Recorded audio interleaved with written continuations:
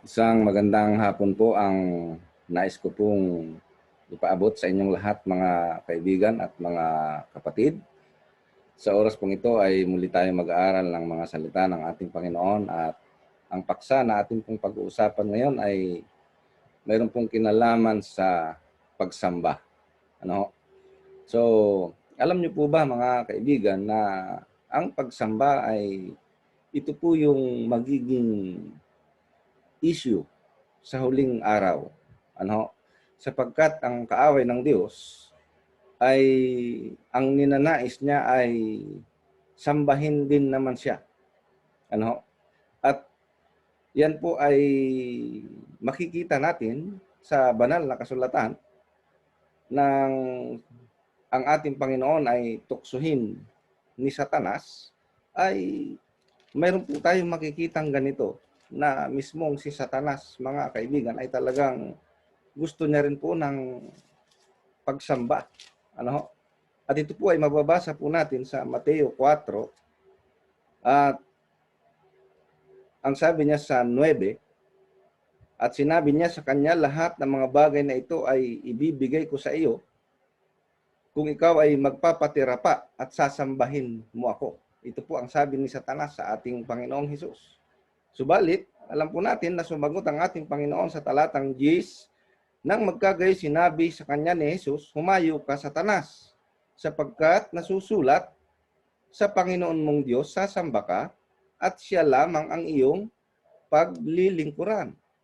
So maliwanag mga kapatid na maging ang kaaway ng Diyos ay wala pong ibang nais, no, na mangyari kundi siya po ay sambahin. Kaya nga kung ating pong titingnan ang banal na kasulatan, sa huling araw mga kaibigan, ay lahat ng paraan ay gagawin ni Satanas upang siya po ay sambahin. At ito po ay makikita po natin sa Apokalipsis 13, no? At dito, bagamat ito'y hula na mangyayari sa huling araw, ay ganito po ang ating mababasa. Ang sabi rito ay ganito, sa 13 at ang talata ay 15. At siya ay pinagkaloobang makapagbigay ng hininga sa larawan ng hayop upang ang larawan ng hayop ay makapangusap at maipapatay naman ang lahat ng hindi sumasamba sa larawan ng hayop. So kung ating pong pag-aaralan ito mga kaibigan, mga kapatid, itong huling kapangyarihang babangon ay gagamitin ito ni Satanas at siya ay gagawaan niya ng isang larawan at pipilitin niya pong sumamba ang mga tao sa kanya sa larawang ito na gagawin ng hayop. At ang sabi po sa 16 ay ganito, ang lahat maliliit at malalaki, mayayaman at mga dukha at mga laya at mga alipin ay pinagbigyan ng isang tanda sa kanilang kanang kamay o sa noo.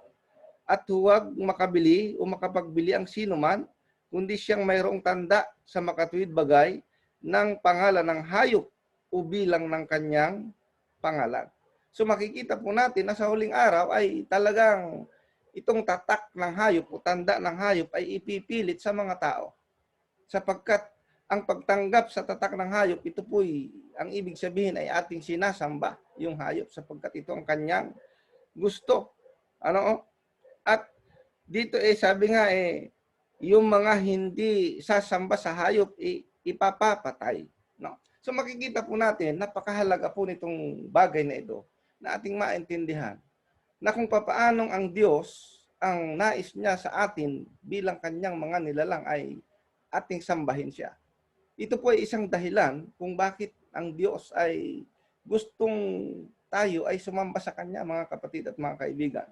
Ang sabi po sa isang talata ng awit ay ganito po ang ating mababasa. Sa 29, ang talata po ay 2. No? Ang sabi po sa awit 29, ang talata ay 2, ay ganito po ang ating mababasa. Awit 29, ang talata ay 2. Sabi niya, ibigay ninyo sa Panginoon ang kalwalatiang marapat sa kanyang pangalan. Inyong sambahin ang Panginoon sa kagandahan ng kabanalan. So dito mga kapatid, kung paano ang Diyos ang nais niya ay siya isambahin. Ang sabi niya nga sa uh, unang utos, sa 10 utos, ang sabi niya, huwag kayo magkakaroon ng ibang Diyos maliban sa akin. So ang gusto po ng Diyos, mga kapatid, ay atin siyang sambahin. At bakit? Sapagkat siya po ang lumalang sa atin. Ang sabi niya sa awit, isang talata ng awit 86, 86, talatang 9, ganito po ang ating mababasa. Lahat ng mga bansa na iyong nilalang ay magsisiparito at magsisisamba sa harap mo, O Panginoon, at kanilang luluwalhatiin ang iyong pangalan. Ito po ang sabi ng banal na kasulatan, mga kapatid. At sa talatang 95 at talatang 6, dito pa rin po sa aklat ng mga awit, ay ganito naman po ang ating mababasa. O magsiparito kayo, tayo'y magsisamba at magsiyukod. Tayo'y magsiluhod sa harap ng Panginoon na may lalang sa atin. So, isang dahilan, mga kapatid, mga kaibigan, kung bakit natin sinasamba ang ating Panginoon ay sapagkat siya po ang lumalang sa atin. Ano? At ang sabi niya nga po sa Jeremias 10, mga kapatid, ay sapagkat mayroon pong mga tinatawag na mga Diyos, no, sa lupang ito. Subalit ito po ay makikita po natin kung paanong sinabi ni Jeremias ang pagkakaiba ng tunay na Diyos. Sa 10 ng Jeremias, Kapitulo 10, ang talata ay 10, ngunit ang Panginoon ay tunay na Diyos. Siya ang buhay na Diyos at walang hanggang hari. Sa kanyang puot ay nayayanig ang lupa at hindi matatagalan ng mga bansa ang kanyang galit. Ganito ang iyong sasabihin sa kanila. Ang mga Diyos na hindi gumawa ng langit at ng lupa, ang mga ito ang mga lilipol sa lupa at sa silong ng langit. So nandun po yung pagkakaiba ng tunay na Diyos at ng hindi tunay na Diyos. Ang sabi sa 12, kanyang ginawa ang lupa sa pamamagitan ng kanyang kapangyarihan. At kanyang itinatag ang sanglibutan sa pamamagitan ng kanyang karunungan at kanyang iniladlad ang langit sa pamamagitan ng kanyang pagkaunawa. Napakaliwanag po nito, mga kapatid. Kaya ang ating Panginoon na bilang manlalalang ay talagang ito po ang nais niya na tayo ay sumamba po sa Kanya. At ang sabi, siya lamang ang ating paglilingkuran. Bagamat ganito, mga kapatid, ang utos ng ating Panginoon ay ang mga tao ho ay talagang, sabi nga ho, ay ayaw na sumunod sa ating Panginoon. Ang sabi po dito sa Roma 1 at ang talata po ay 21 ay ganito po ang ating mababasa. Sapagkat kahit kilala nila ang Diyos, ay siya hindi niluwalhati nilang tulad sa Diyos, ni pinasalamatan man, kundi bagkos ni walang kabuluhan sa kanilang mga pagmamatuwid, at ang mangmang nilang puso ay pinapagdilim. Ayan. Ang mga nangagmamarunong ay naging mga mangmang. Sa papaanong paraan, mga kapatid, na yung mga nagmamarunong ay naging mga mangmang? Ito po ang sabi sa 23. At pinalitan nila ang kaluwalhatian ng Diyos na hindi nasisira ng isang katulad ng larawan ng tao na nasisira. Nakikita po ba natin ito, mga kapatid? Ito mga ganitong pangyayari na ang sabi rito, yung mga nangagmamarunong ay naging mga mangmang. Bakit? Sapagkat ang sabi na pinalitan nila ang kaluwalhatian ng Diyos na hindi nasisira ng isang katulad ng larawan ng tao na nasisira, at ng mga ibon at ng mga hayop na may 4 na paa at ng mga nagsisigapang. So ganito po ang ginagawa ng mga tao na ang sabi yung kaluwalhatian ng Diyos niya ay pinalitan nila. At ang sabi po doon sa isang talata ng Gawa sa 17 po, ang talata po 29, ay ganito po ang ating mababasa. Yamang tayo ngay lahi ng Diyos. Ang sabi po rito, ay hindi marapat nating isipin na ang pagka-Diyos ay katulad ng ginto o ng pilak o ng bato na inukit ng kabiasnan at katalinuhan ng tao. Ang mga panahon ng kahangalan ay pinalipas na nga ng Diyos. Datapot ngay pinag-uutos niya sa mga tao na mangagsisi silang lahat sa lahat ng dako. So makikita po natin dito, mga kapatid, Ito po'y ipinapaunawa sa atin ng banal na kasulatan. Ang gusto po ng Diablo, siya ay sambahin. At siya, ang sabi niya doon ay gumawa siya ng isang larawan. At lahat ng mga hindi sasamba doon sa larawan na ginawa ng hayop ay ipapapatay. Sapagkat ito ang gusto niya. Ngunit sa kabilang banda, mga kapatid, ang gusto rin naman ng Diyos ay siya ay ating sambahin.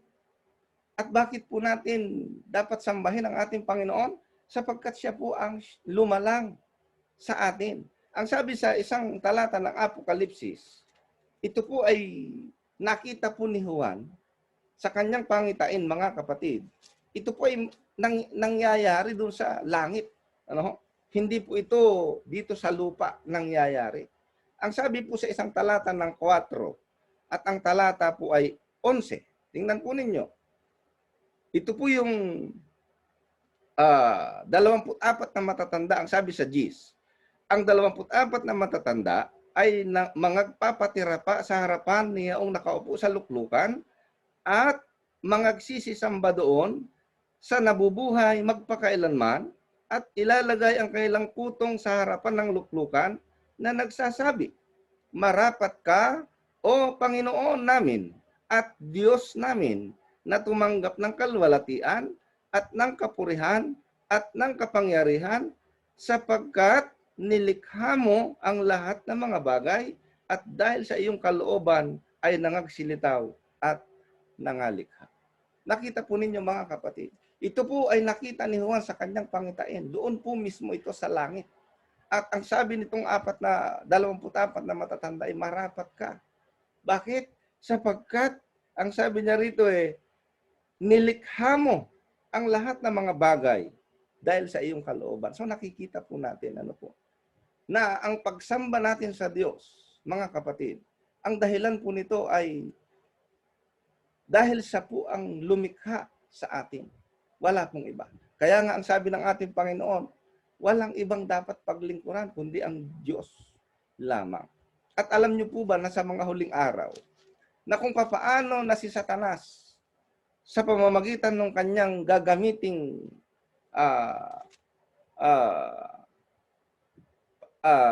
yung kanyang gagamiting instrumento. At ito po yung hayop doon sa Apokalipsis 13. Subalit, ang Panginoon din, mga kapatid, ay may panawagan. Alam niyo po ba? Ang sabi po ganito sa 14 at ang talata po ay 6. No? Basahin po natin. At nakita ko ang ibang anghel na lumilipad sa gitna ng langit na may mabuting balita na walang hanggan upang ibalita sa mga nananahan sa lupa at sa bawat bansa at angkan at wika at bayan. Ito po'y nakita rin ni Juan sa kanyang pangitain, mga kapatid, mga kaibigan. At sinasabi niya ng malakas na tinig, matakot kayo sa Diyos. Ano pong mensahe ng anghel? Matakot sa Diyos at magbigay kalwalhatian sa Kanya, sapagkat dumating ang panahon ng Kanyang paghatol at magsisamba kayo. Tingnan niyo pong mabuti. At magsisamba kayo sa gumawa ng langit at ng lupa at ng dagat at ng mga bukal ng tubig. So, ang panawagan po dito ng anghel na lumilipad, ang sabi ni Juan, matakot kayo sa Diyos. Magbigay kalwalatian sa Kanya. Bakit? Sapagkat ang panahon ng Kanyang paghatol. No? Dumating na ang panahon ng Kanyang paghatol. At kayo'y magsisamba. Sabi po dito, sa gumawa ng langit. Hindi po lang basta sinabi na kayo magsisamba sa Diyos. Ang sabi po rito ay magsisamba kanino? Sa gumawa ng langit at ng lupa at ng dagat at ng mga bukal ng tubig. Ngayon, papaano po natin malalaman, mga kapatid, na ang sinasamba talaga natin ay itong Diyos na gumawa ng langit, ng lupa at ng dagat at lahat ng mga naroroon? Lahat po ba ng pagsamba ay ito po ba'y nagiging katanggap-tanggap sa ating Panginoon? Ano, mga kapatid? Tingnan po ninyo ang isang talata sa Mateo. So, dito po makikita po natin, bagamat gusto ng Diyos, mga kapatid, na siya po'y ating sambahin, Ngunit ang tanong, papaano po ba natin siya dapat sambahin? At lahat po ba ng pagsamba ay katanggap-tanggap at karapat-dapat para sa ating Panginoon? Ang sabi po dito, mayroon tayong isang talatang mababasa. Sa 7:21, sabi niya, hindi bawat ang nagsasabi sa akin, Panginoon, Panginoon, ay papasok sa kaharian ng langit, kundi ang gumaganap ng kalooban ng aking Ama na nasa langit. Marami ang mga nagsasabi sa akin sa araw na iyon, Panginoon, Panginoon, hindi baga nagsipanghula kami sa iyong pangalan? At sa pangalan mo'y nagpalayas kami ng mga demonyo, at sa pangalan mo'y nagsigawa kami ng maraming gawang makapangyarihan. At kung pahahayag ko sa kanila, kailanman hindi ko kayo nangakikilala. Magsilayo kayo sa akin, kayong manggagawa ng katampalasanan. So dito mga kapatid, ang sabi niya, hindi lahat. Actually po sa Isaias, ito po'y nasa lumang tipan, mga kapatid. Bagamat ang Israel ay bayan ng Diyos, alam po natin na ang Israel ay talagang naging masuwain. Nagkaroon po sila ng mga Diyos-Diyosan. No? Marami po silang mga naimbentong mga klase ng mga Diyos-Diyosan. At kung nais ninyong tingnan yung kanilang mga Diyos-Diyosan, ang sabi po dito sa example lang, bibigyan ko po kayo ng example, mga kapatid. Ang sabi dito sa 115 ng mga awit, ang sabi po rito, ang kanilang mga Diyos-Diyosan ay pilak at ginto. Bagaman ang bayang Israel, mga kapatid, ay pinili ng Diyos na maging kanyang bayan, ang bayang Israel ay hindi rin po sila naging tapat. Nagkaroon po sila ng maraming mga Diyos-Diyosan. At ang sabi po dito sa 115 verse 4, ang kanilang mga Diyos-Diyosan ay pilak at ginto, yari ng mga kamay ng tao. Sila may mga bibig, ngunit sila hindi nangagsasalita. Mga matay mayroon sila, ngunit hindi nangakikita. Hindi sila nangakakakita. Sila may mga tainga, ngunit hindi sila nangakaririnig. Mga ilong ay mayroon sila, ngunit hindi sila nakakaamoy. Mayroon silang mga kamay, ngunit hindi nakakatangan. Mga paa ay mayroon sila, ngunit hindi sila nangakalakad. Ni nagsasalita man sila sa kanilang ngala-ngala. Kita niyo po, itong mga Israelita ay gumawa rin ng kanilang mga Diyos-Diyosan. At ang sabi rito pilak at ginto. Yung iba kahoy, sabi sa Isaias. No? So, dito po natin makikita, mga kapatid, na ang mga Israelita tumalikod din sa Diyos at nagsisamba rin sa mga Diyos-Diyosan, mga kapatid. At ano pa ang isang pagsamba na ginagawa ng mga tao na walang kabuluhan para sa Diyos, mga kapatid? Ang sabi po sa Isaias, sa talatang 29, ang talata ay 13, ganito po ang ating mababasa. Umpisahan po natin sa talatang 12. Na kanyang pinagsabihan ito, ang kapahingahan, pagpapahingahin ninyo siya sa napagod, at ito, 28, ito pong ating nababasa. Sa 29 verse 12. Ang sabi rito ganito, at ang aklat ay nabigay sa kanya na hindi marunong, na sinasabi, iyong basahin ito, isinasamo ko sa iyo. At kanyang sinabi, ako hindi marunong bumasa. At sinabi ng Panginoon, yamang ang bayang ito ay lumapit sa akin, at pinapupurihan ako ng kanilang bibig at ng kanilang mga labi. Ngunit inilayo ang kanilang mga puso sa akin, at ang kanilang takot sa akin ay utos ng mga tao na itinuro sa kanila. Nakita po ninyo? Itong mga Israelita ang sabi ng ating Panginoon lumalapit. Pinapupurihan ako ng kanilang mga labi. Ngunit, sabi niya, inilayo ang kanilang puso sa akin. Bakit? Sapagkat ang sabi niya, ang kanilang takot sa akin ay utos ng mga tao na itinuro sa kanila. Hindi utos ng Diyos. Kaya nga ang sabi ng ating Panginoon, mga kapatid, nung siya po'y nangangaral na dito sa sanlibutan, at ang sabi niya po doon sa isang talata ng Marcos, ay ganito po ang ating mababasa. Napakaliwanag po. Ang sabi po ng ating Panginoon, sa 7:6, umpisahan po natin sa 6. At sinabi niya sa kanila, Mabuti ang pagkahula ni Isaias tungkol sa inyo, mga mapagpaimbabaw ayon sa nasusulat. Ang bayang ito'y iginagalang ako ng kanyang mga labi. Datapwat ang kanilang puso ay malayo sa akin. Datapwat walang kabuluhan ang pagsamba nila sa akin. Pansinin po ninyong mabuti, mga kaibigan. Hindi po lahat ng pagsamba ay may kabuluhan sa harapan ng Diyos. Mayroon pong mga pagsamba na walang kabuluhan. Papaano po nagiging walang kabuluhan? Ang sabi po rito, datapwat walang kabuluhan ang pagsamba nila sa akin na nagtuturo ng kanilang pinakaaral ng mga utos ng mga tao. Pansinin po ninyo. Kung ang ating ginagawang pagsamba, mga kaibigan, mga kapatid, ay hindi naaayon sa utos ng Diyos at ito'y naaayon lamang sa utos ng tao, ang sabi sa talata, ay wala pong kabuluhan. At ang sabi pa niya sa 8 ay ganito, nilisan ninyo ang utos ng Diyos at inyong pinanghahawakan ang salit-saling sabi ng mga tao.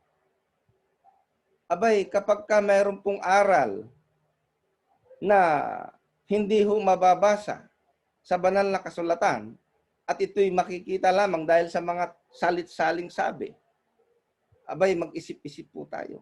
Ang sabi po rito, at sinabi niya sa kanila sa talatang 9, totoong itinatakwil ninyo ang utos ng Diyos upang magaganap ninyo ang inyong mga salit-saling sabi. Ay kung ganito po ang ating ginagawa, ang sabi ng Diyos walang kabuluhan, sabi niya. Sapagkat sinabi ni Moses, nagbigay po ng example ang ating Panginoon, kung papaanong ang itong mga taong ito ay nilisan yung utos ng Diyos at ang pinanghahawakan na lang, utos na ng mga tao. Sabi niya, sapagkat sinabi ni Moses, igalang mo ang iyong ama at ang iyong ina. Kita niyo po? Ito pong utos na ito, isan po natin ito mababasa. Abay, mababasa po natin ito mismo sa 10 utos, mga kapatid. At ito po ang ikalimang utos sa 10 utos. Igalang mo ang iyong ama at ang iyong ina. At ang sabi ng Panginoon, nilisan nyo itong utos na ito. So ang ibig sabihin kung sa Panginoon, ang masusunod ay hindi ho po pwedeng mawala ito. Ang sabi niya, igalang mo ang iyong ama at ina at ang iyong ama at ang iyong ina at ang manungayaw sa ama at sa ina ay mamamatay siyang walang pagsala. Datapwat sinasabi ninyo, kung sabihin ng isang tao sa kanyang ama o sa kanyang ina, yaong mangyayaring pakinabangan mo sa akin ay kurban, sa makatwid bagay, hain sa Diyos. Hindi na ninyo siya pinababayaang gumawa ng anuman na ukol sa kanyang ama o sa kanyang ina. Naniwawalang kabuluhan ang salita ng Diyos ng inyong salit-saling sabi na inyong itinuro at nagsigawa kayo ng iba pang mga maraming bagay na kawangis nito. Tingnan po ninyo ito, mga kaibigan at mga kapatid. Ang mga taong ito, ang sabi niya, iginagalang ako ng kanilang mga labi. Subalit ang kanilang puso'y malayo sa akin. Bakit? Sapagkat ang kanilang itinuturo ay utos ng tao at hindi utos ng Diyos. Kaya ang sabi niya, ang kanilang pagsamba ay walang kabuluhan. Alam po natin, mga kapatid, na ang Diyos, nais niya po na tayo sumamba sa Kanya. Ang sabi niya po ng ating Panginoon sa Juan 4, nung kausap niya po yung babaeng Samaritana, ang sabi niya, sinasamba ninyo ang hindi ninyo nalalaman. Sinasamba namin ang nalalaman namin, sapagkat ang kaligtasan ay nanggagaling sa mga Hudyo. Ang sabi niya, datapat dumarating ang oras at ngayon nga, nasasambahin ng mga tunay na mananamba ang Ama sa Espiritu at katotohanan, sapagkat hinahanap ng Ama ang mga gayon na maging mananamba sa Kanya. Ano daw po ang hinahanap ng Diyos na maging mananamba? Kailangan daw natin sambahin ang Diyos sa Espiritu at katotohanan. Ano pong ibig sabihin nito, mga kapatid? Kapag tayo po ay sumasamba sa Espiritu, hindi po natin kailangan ng mga object of worship. Sabi niya, kailangan po natin sa Espiritu. Sa Espiritu lang ba? No. Sa katotohanan din. Ang ibig sabihin, kung ikaw ay sumasamba sa Espiritu, ngunit hindi na nakabatay sa katotohanan ay wala rin pong kabuluhan. Ano po ba yung katotohanan, mga kapatid? No? Ang sabi ng Panginoon, pakabanalin mo sila. Oh, basahin po natin sa 7, ang talata po ay 17. Ang sabi po ay ganito. O sa 17 ng Juan. Ang sabi po ay ganito, mga kapatid. Sabi niya, pakabanalin mo sila sa katotohanan. Ang salita mo'y katotohanan. So, ang sabi ng ating Panginoon, ang hinahanap ng Diyos na mananamba ay yung sumasamba sa Kanya sa Espiritu. Sa Espiritu lang ba? Hindi po. Sa katotohanan. Ang ibig sabihin, dalawa po yan. Sinasamba natin ang Diyos sa Espiritu bilang siya'y ating manlalalang at kailangan yung ating pong pagsamba ay nakabatay sa katotohanan. Kaya nga po, kung inyo pong babalikan ng kasaysayan, si Cain at si Abel ay naghandog sa Diyos. Kung kayo po ay nagbabasa ng Biblia, sa Genesis ay makikita po natin. Yung handog ni Cain ay galing din po sa kanyang pinagpaguran. Ano? Mga gulay, prutas. At yung handog naman ni Abel, ay sapagkat si Abel po ay tagapag-alaga ng hayop, galing din po sa kanyang alagang hayop yung kanyang handog. Ngunit ang tanong, bakit po hindi tinanggap yung kay Cain? At yung kay Abel lamang po ang tinanggap, mga kapatid.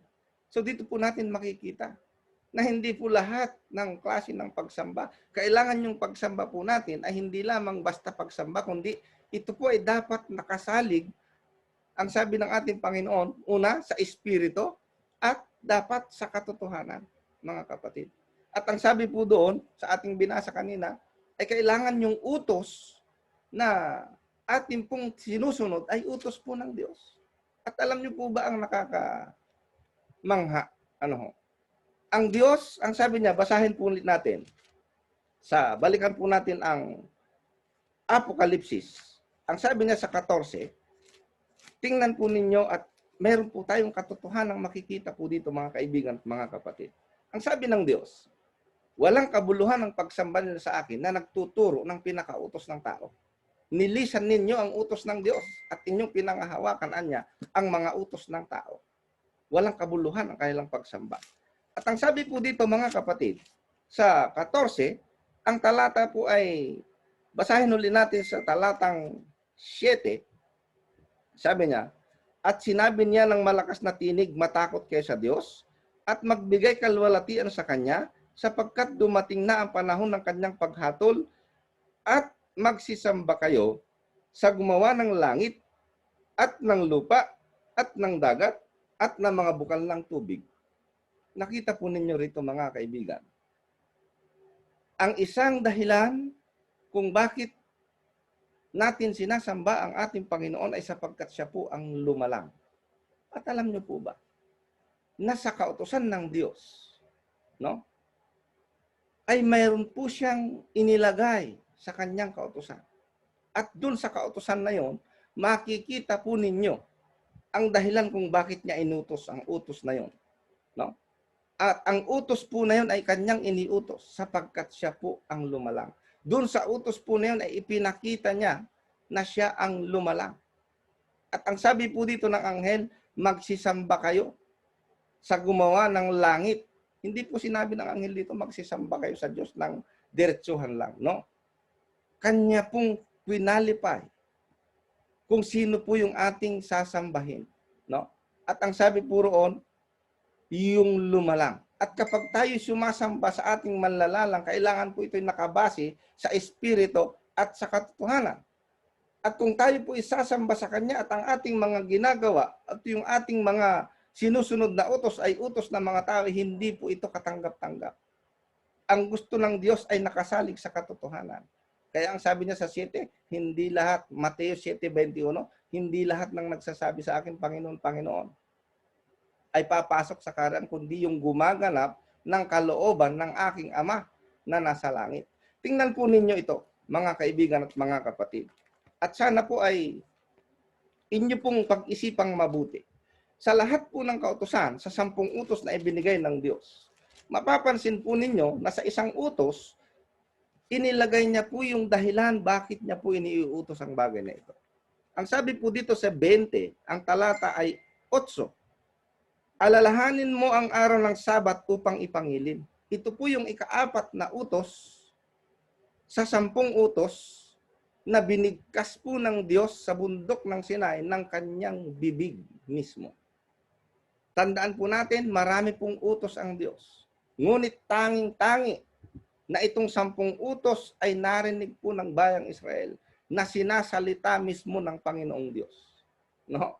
Yung ibang mga utos ay sinabi niya lang kay Moises at ito'y inirelate lang ni Moises, isinulat niya lang sa isang aklat. Ngunit itong 10 utos, mga kaibigan, mga kapatid, ito po ay sinabi po mismo ng Diyos at ang Diyos din po ang nagsulat sa bato. No? Kaya ang sabi rito, alalahanin mo ang araw ng Sabat upang ipangilin. Ngayon ang tanong, bakit po ito iniutos ng Diyos? No? Sabi niya rito, 6 na araw na gagawa ka at iyong gagawin ang lahat ng iyong gawain. Tanongin ulit po natin, bakit? Basahin po natin ang talatang 11. Ang sabi rito, sapagkat sa 6 na araw ay ginawa ng Panginoon ang langit at lupa, ang dagat at lahat ng mga nangaroroon at nagpahinga sa ika-7 araw na anupat pinagpala ng Panginoon ang araw ng Sabat at pinakabanal. Napakaliwanag po mga kapatid na ang dahilan kung bakit iniutos ng Diyos na alalahanin ang araw ng Sabat sapagkat ang sabi niya, sa 6 na araw ay ginawa ng Panginoon ang langit at lupa. So makikita po ninyo, ang isang dahilan kung bakit iniutos ng Diyos na alalahanin ang Sabat sapagkat ito po ay mayroong kinalaman, may koneksyon sa pagiging manlalalang ng Diyos. Kaya nga, mga kapatid, mga kaibigan, tingnan po nating mabuti. Ang sabi ng ating Panginoon, kung tayo po ay sumasamba sa Kanya at ang ating ginagawa ay hindi utos ng Diyos, ang sabi niya po ay walang kabuluhan ang ating pagsamba sa Kanya. At ang sabi sa anghel, magsisamba kayo sa lumalang ng langit, ng lupa, ng dagat, no? At lahat ng mga naroroon. At kamangha-mangha mga kapatid, na dito sa isang utos na ito, na iniutos ng Diyos, ay kanyang inilagay ang dahilan kung bakit niya po iniutos. Ngayon, ang malungkot mga kapatid, mga kaibigan, ito po ay baliwala na po sa maraming mananampalataya. No? So, kailangan po nating pag-isipan mabuti mga kaibigan, mga kapatid. Ano po ang ating sinusunod kapag tayo po ay sumasamba sa Diyos? So, kung ito pong katotohanan ito ay hindi pa po natin alam at ngayon lang po natin ito narinig, pag-isipan po nating mabuti mga kaibigan, mga kapatid. Ito po ay hindi para hindi ho para kayo ay saktan or sabihin po natin na kayo ay na ang mga hindi sumusunod ay may hindi sa Diyos. May pagkakataon po ang lahat ng tao na magbalik loob sa Diyos. Kapag naririnig natin ang katotohanan ng mga sinasabi ng Diyos, ang sabi, huwag nating pagmatigasin ang ating mga puso. Ang sabi ng ating Panginoon, nilisan ninyo ang mga utos ng Diyos at inyong pinangahawakan ang utos ng tao. Tingnan po natin mga kapatid, yung bubang ating ginagawa ay utos talaga ng Diyos o baka naman ito'y utos lamang ng tao?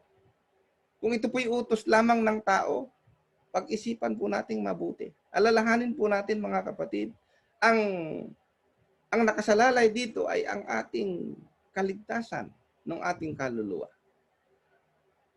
So, napakahalaga pong tingnan nating mabuti ang bagay na ito. Ang gusto ng Diyos, tayo po ay sumamba sa Kanya, sa Espiritu at sa katotohanan. Dalawa po yan. Hindi po pwedeng Espiritu lang, at hindi po pwedeng katotohanan lang. Kaya nga sabi ng Panginoon, Espiritu at katotohanan. At ito po ang hinahanap ng Diyos na mananamba. Sa huling araw, mga kapatid, mga kaibigan, ay pipili tayo kung sino po ang ating sasambahin. Ang kaaway ng Diyos ay pipilitin tayo na siya ay ating sambahin. Subalit ang panawagan ng Diyos, tayo po ay magsisamba sa Kanya. Kanino tayo magsisamba? Sa lumalang ng langit at ng lupa. Pansinin po ninyo dito sa 10 utos, mga kaibigan at mga kapatid. Dito po sa 10 utos na ito, mapapansin po ninyo, sa ika-4 na utos lamang binanggit ng Diyos na siya ang Diyos na lumalang. Kaya nga, kung inyo pong papansinin mabuti, lahat po ng utos na yan, unang utos, ang sabi niya, huwag kang magkakaroon ng ibang Diyos maliban sa akin. Mayroon po ngayon mga pinuno ng mga bansa, abay ang inuutos po nila sa kanilang mga tao, walang ibang-ibang sasambahin, kundi yung kanilang pangulo, yung kanilang prime minister. No? So makikita mo, itong utos na ito, ginagamit ng mga tao para sa kanilang sarili. At kung titingnan po ninyo, lahat ng utos na yan ay pwedeng gamitin ng mga tao para sa kanilang sarili. So balit, kamangha-mangha, mga kaibigan, mga kapatid, na yung ika-4 na utos, kahit sinong Punsyo Pilato ng sanlibutan, hindi po yan kayang angkinin ng kahit na sino. Bakit? Sapagkat ang sabi niya, alalahanin mo ang araw ng Sabat. Bakit? Sapagkat sa 6 na araw ay nilalang. Sino po ang makakapagsabi niyan? Wala pong iba, kundi ang Diyos na lumalang sa atin, na siya pong ating pinaglilingkuran at pinagbibigyan ng kapurihan at kalwalatian. Kaya nga, mga kapatid, ang sabi ng Panginoon, walang kabuluhan ang kanilang pagsamba na ang mga itinuturoy utos ng tao. Ang utos po ng Diyos, mga kapatid, ay ating alalahanin ang araw ng Sabat. At ito pong araw ng Sabat na ito, ang sabi niya sa Ezekiel, ay binigay niyang tanda. Hindi po nakakataka na ang Sabat ang siyang ibinigay niyang tanda sa kanyang bayang Israel. Bakit? Sapagkat ang Sabat po ang nagdidistinggi, no, laban sa mga Diyos-Diyosan. Bakit? Sapagkat ang sabi niya sa Jeremias ng ating basahin, ang mga Diyos na hindi lumalang. Paano po natin malalaman na ang Diyos na sinasamba natin ay siyang lumalang? Ibinigay niya po yung tanda. At anong tanda na ibinigay niya? Yung pong Sabat. No? Ang sabi niya sa Ezekiel 20, ang talata po ay 12, ay ganito po ang ating mababasa. No? Hindi po ito nakakapagtaka. Bakit ito yung ginawa ng Diyos na tanda para sa kanyang bayan? Bakit? Sapagkat ito po yung kautusan na kung saan ito yung naglalaman ng kanyang pagiging manlalalang. Mga kaibigan at mga kapatid. Ang sabi niya rito, bukod dito ibinigay ko rin naman sa kanila ang aking mga Sabat upang maging tanda sa akin at sa kanila, upang kanilang makilala na ako ang Panginoon. Kita niyo po, na nagpapaking banal sa kanila. So ibinigay ng Diyos ang Sabat. Bakit? Upang makilala natin siya. Sabi niya rito, upang kanilang makilala na ako ang Panginoon na nagpapaging banal sa kanila. At sa talatang 20 ganito, at inyong ipangili ng aking mga Sabat at mga magiging tanda sa akin at sa inyo, upang inyong maalaman na ako ang Panginoon ninyong Diyos. So hindi po katakataka, mga kaibigan, mga kapatid, bakit po iniutos ng Diyos sa kanyang bayan itong Sabat? At bakit ito yung kanyang ginawang tanda? Sapagkat sa buong kautusan, dito lamang po natin sa kautusan ng Sabat makikita na sinabi ng Diyos na siya ang lumalang. At yan po ang panawagan sa ating lahat, mga kaibigan, na dapat natin sambahin yaong lumalang ng langit, ng lupa, ng dagat. At yan po ay inilagay niya sa kanyang kautusan. Nang sabi niya, alalahanin mo ang araw ng Sabat, sapagkat sa 6 na araw ay nilalang ng Panginoong Diyos ang langit, ang lupa, ang dagat. Nakita niyo po, mga kapatid? Yung pagiging manlalalang ng Diyos ay inilagay niya mismo sa kanyang kautusan. At ito hindi maaangkin ng kahit na sino. Pwede nilang angkinin yung siyam, maaari. Pero yung ika-4, na inilagay niya doon yung kanyang pagiging manlalalang.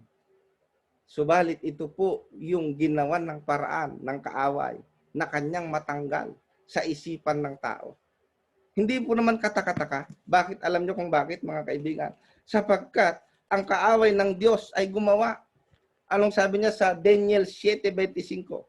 Hindi po natin masyadong mapag-aaralan to, pero ipapakita ko lang po sa inyo na bakit itong Sabat na kung saan inilagay ng Diyos sa kanyang kautusan at dito lang po niya binanggit na siya ang manlalalang sa kautusan na ito po'y nawala sa maraming kaisipan ng mga tao. Ano pong nangyari? Ito po ang hula. Sa Daniel 7:25 ang sabi niya rito, talatang 24 po muna. At tungkol sa 10 sungay mula sa kahariang ito, ay 10 hari ang babangon. At ang isa'y babangon kasunod nila, at siya'y magiging kaiba kaysa mga una, at kanyang ibabagsak ay 3 hari. At siya'y magbabadya ng mga salita laban sa kataas-taasan. Itong kataas-taasan pong binabanggit dito, walang iba kundi ang ating Panginoong Diyos. At lilipulin niya ang mga banal ng kataas-taasan.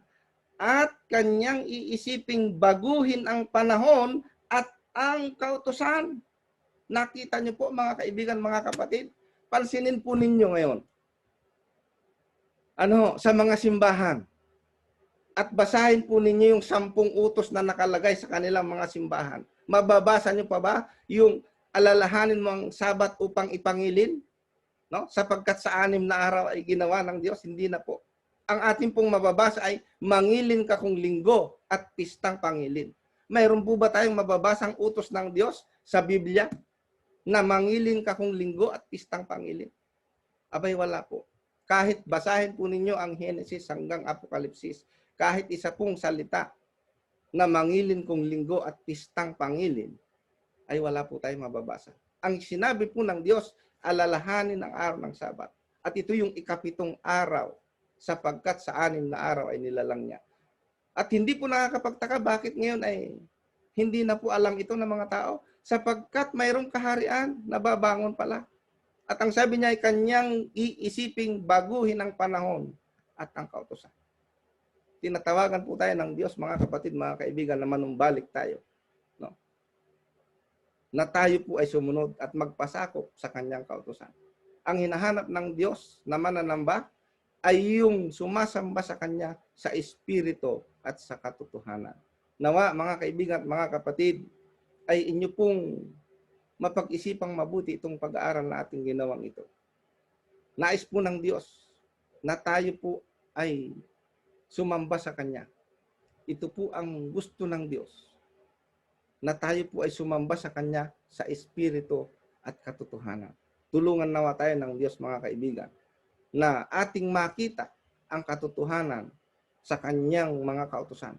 At tayo po ay sumamba sa Kanya sang-ayon sa lahat ng katotohanan na Kanya pong nais na ating gawin.